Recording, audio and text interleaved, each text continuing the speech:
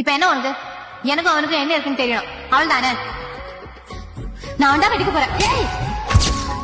But அடி மிதி வாங்கியும் ஒரு வைராக்கியத்தோட நிக்கிற. அதே வைராக்கியத்தோட அந்த பயலோட வாழ்ந்துருடி.